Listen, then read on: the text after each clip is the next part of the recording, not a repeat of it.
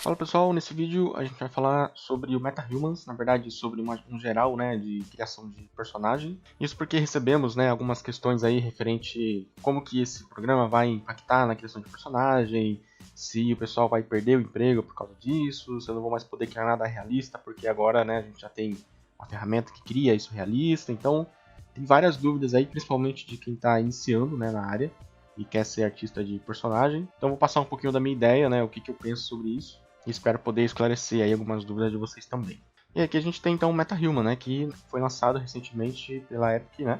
Na verdade ainda é um protótipo, está em desenvolvimento, né. Isso aqui é só uma ideia de como que essa ferramenta vai funcionar. Ela é uma ferramenta que está sendo executada fora da Unreal, né. Então nesse caso seria um aplicativo que você tem no browser, e aí ele deve estar streamando, né, esse personagem para mim lá dos servidores deles. Eu consigo fazer algumas alteraçõi aqui e criar, né, o personagem movendo aí alguns parâmetros. E para você conseguir, né, esse Early Access, que seria, né, um acesso antecipado, você pode entrar no site da Epic, que lá tem as informações, né, que você tem que enviar para eles. E aí depois de alguns dias você recebe aí, né, a opção de acessar. E no geral, assim, ele é bem simples de utilizar, extremamente simples mesmo. Você tem aqui uma interface básica de início, onde você seleciona o seu personagem que você criou.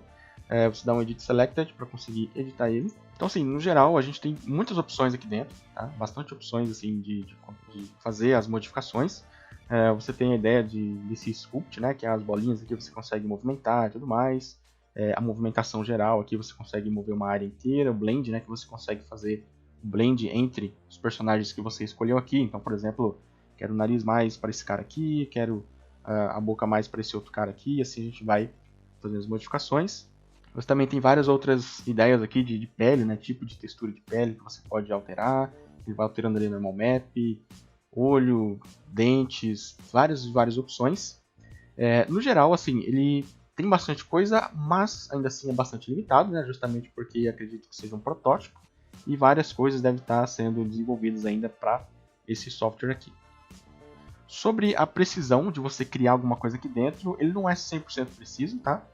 Você vai movimentar apenas áreas gerais. Então, por exemplo, eu não vou movimentar somente aqui a área do lacrimal, tá? Vou movimentar tudo, né? Toda a região do olho.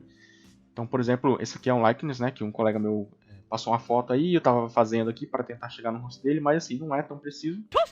Lembra um pouco, né, mas não é 100% ele, né, não dá para fazer todas as modificações necessárias.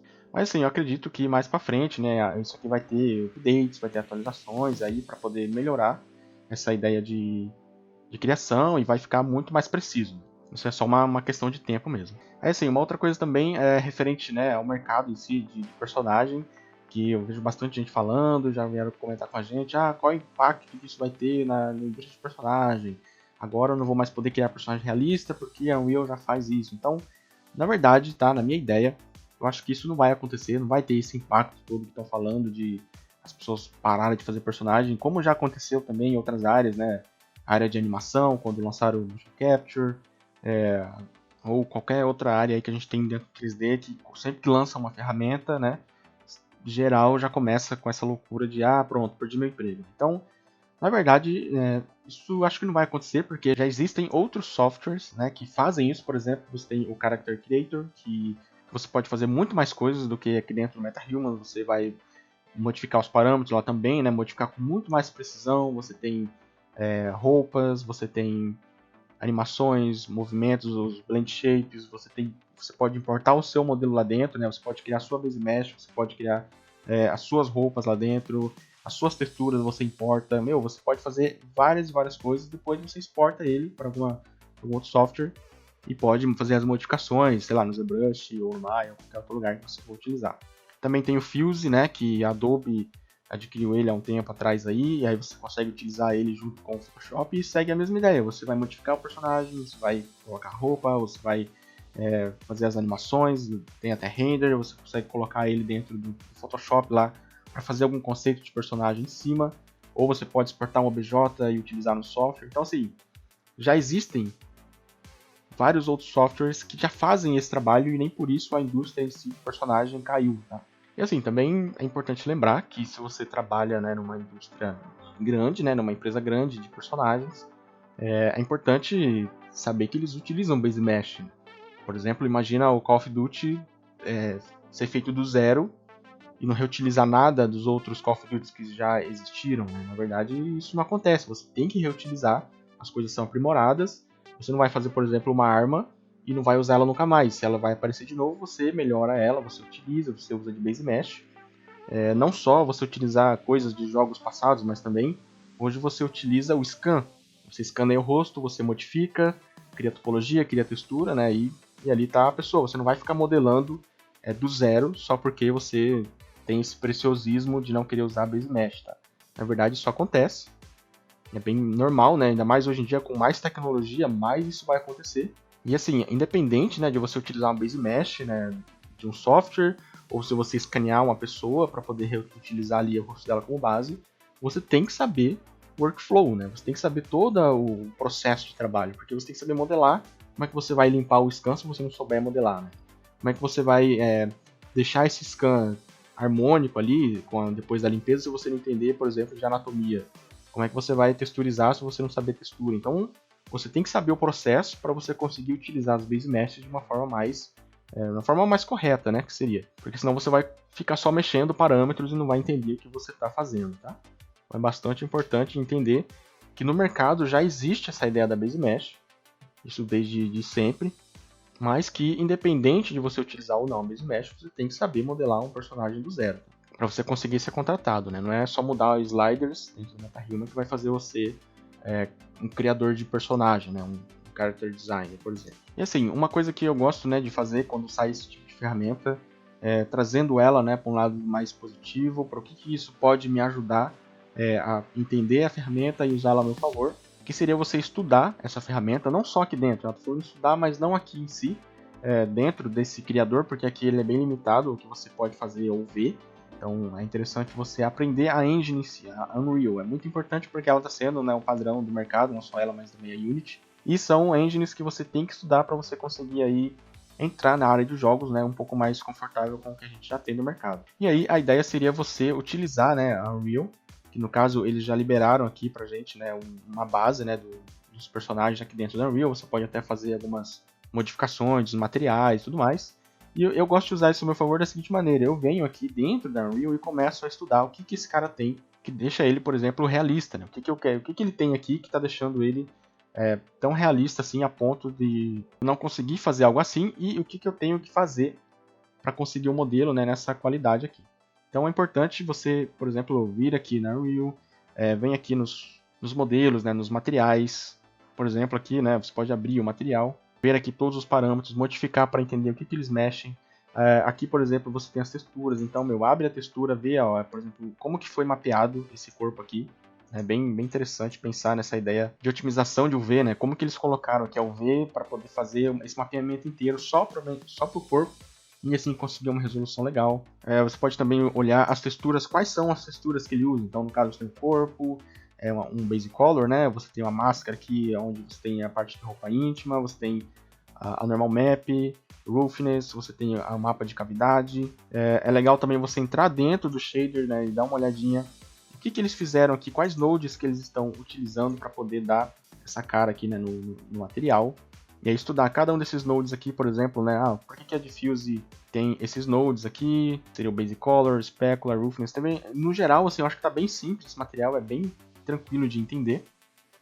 E com certeza, se você utilizar essa ideia, né, e colocar no seu personagem, né, acho que você vai ter bastante ganho aí para entender como que funciona o Unreal e chegar num resultado, né, como esse aqui. Mas não só isso também, você vai ter que modelar bastante coisas aqui, entender aí de anatomia e tudo mais, para conseguir fazer uma modelagem realista, e aí sim você vem trabalhar no Nuke Dev, né, que seria entendendo como funciona esses materiais.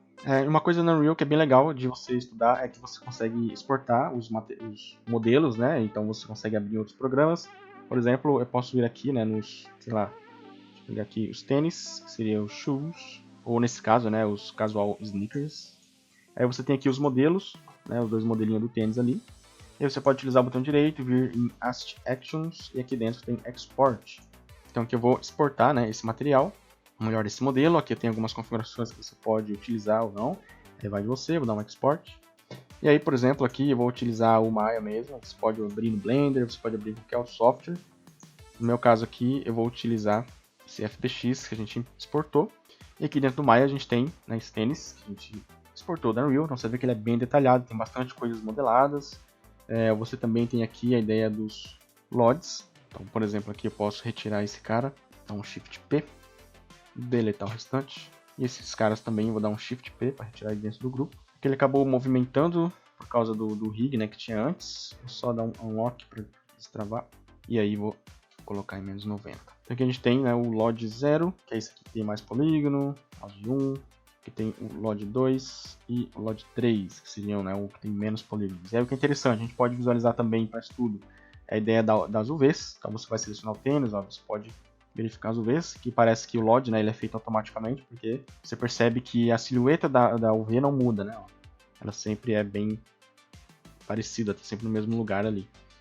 Então é interessante essa ideia, né? Pega lá os modelos, exporta e tenta abrir eles aqui para ver como que funciona esse cara, ver o que eles modelaram, como que eles fizeram a UV disso e tenta passar isso por seu modelo para você utilizar dentro da Unreal, que isso vai ajudar você a aumentar também a qualidade, né? E ver novos workflows, né? Você vai sair, né, do basiquinho e vai começar a trabalhar, né, no padrão de uma engine aí que é bastante utilizado no mercado.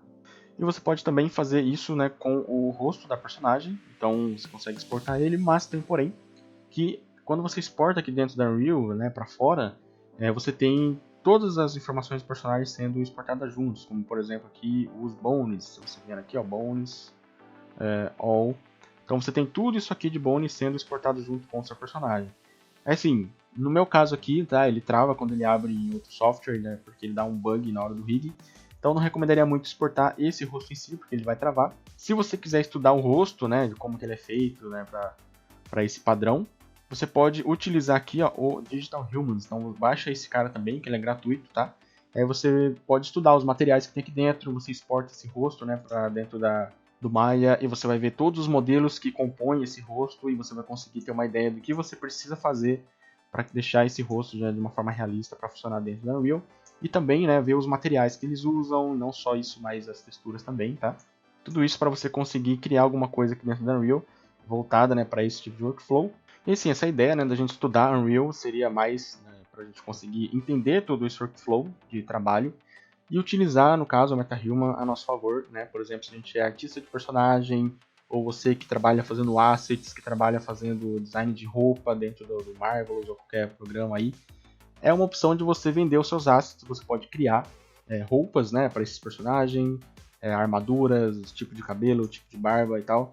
E aí, sim, porque com certeza a Unreal vai melhorar essa plataforma, tá? Isso aqui é só um protótipo e lá na frente vai ter mais coisas, né? Isso é óbvio. Mas assim, eu não acredito que eles vão fazer tudo isso por conta. Eu não acho que eles vão ficar modelando roupa lá dentro e divulgar pro público de graça, tá? Eu acho que é mais fácil eles abrir isso pra gente. E a gente vai criando os assets, coloca lá no market, e aí você importa na Unreal, você compra, você vende, e você vai utilizar aí dentro do seu personagem. Como já é feito, né, no Character Creator, no DAS, no Fuse, você tem uma infinidade de assets lá dentro que você pode utilizar no seu personagem e ainda assim, né, importar os seus. Então, é legal você já ir estudando sobre isso, porque quando isso sair, né, quando isso for lançado, você já vai ter na sua cabeça como que funciona e não vai ser aquela dificuldade, né, para você entrar nesse mercado. Então, sempre pensa em trazer isso para você de alguma maneira e não ficar pensando somente, nossa, eu não faço mais nada realista porque a Unreal já faz, eu perdi meu emprego e tudo mais. E na verdade, cara, é mais uma questão de você contornar isso, né, e olhar isso de outro ângulo e trazer isso para você tirar aí algum proveito disso, tá? E lembrando, né, evita colocar personagens que você mexeu aqui no slider, tá? Não vai colocar isso no seu portfólio e dizer que você criou um personagem, porque na verdade você só alterou parâmetros, tá? Isso não quer dizer que você é um designer de personagem só porque você tem um MetaHuman no seu portfólio e sabe mexer aqui nos parâmetros, tá? Isso não mostra que você sabe literalmente criar um personagem, tá? Com referência a você tirar um personagem da Unreal, uma base mesh e modificar, isso talvez seja possível no futuro, mas por enquanto eu acho que ainda não dá, porque na Unreal você acaba tendo que exportar muitas outras coisas, né, como bones, várias outras informações ali, que não é o modelo puro como você traz ali do Character Creator, por exemplo, né, que você consegue exportar só o OBJ e fazer modificação e voltar para lá para dentro. Então ainda aqui dentro do MetaHumans não é possível. Mas eu acho que talvez, né, em algum momento, pode ser que seja possível, eu não tenho essa certeza, né, de afirmar isso. Mas se for possível também vai ser legal, você vai poder criar bastante coisas interessantes aqui dentro. E novamente, né, sempre pensando aí em trazer o lado bom, né, dessa ferramenta para você.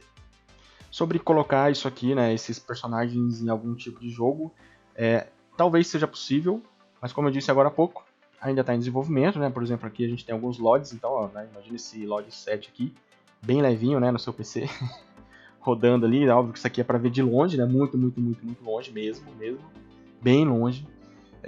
Então a otimização ainda não é 100% para você fazer isso aqui rodar em um jogo, mas acredito que sim. Em algum momento você vai poder criar jogos e ter algum tipo de personagem. E sempre lembrando que assim, cara, querendo ou não, independente, tá? Se você vai criar o seu personagem com MetaHuman, ou com Character Creator, ou com DAS, ou com Fuse, independente disso, você vai ter que dar um toquezinho manual nele, para ele ficar do jeito que você precisa, tá? Então, dificilmente eu acho que você vai utilizar 100% o personagem aqui de dentro. De alguma maneira você vai ter que dar uma ajustada aí nele, como a gente já faz, né, com um outro software que a gente utiliza, Base Mesh. Bom, então acho que é isso aí, né, basicamente o que eu teria a dizer sobre esse software, né, como que ele, pelo menos para mim, tem impactado, assim, como ele vai impactar daqui para frente. No geral, acho bem tranquilo, é mais uma ferramenta aí que a gente tem que ter como uma forma de trabalho, né, até porque com certeza no futuro vão surgir mais ferramentas do tipo essa, a tecnologia ela sempre está caminhando, né, para esse caminho. E a gente tem sempre que tirar o maior proveito possível aí de tudo que estiver surgindo aí, a gente tem que tentar trazer isso pra gente, né, de um lado mais positivo. É isso aí, pessoal, espero que tenha esclarecido algumas dúvidas de vocês. Qualquer dúvida a mais, deixa aí nos comentários que a gente vai respondendo. É isso aí, valeu, até a próxima.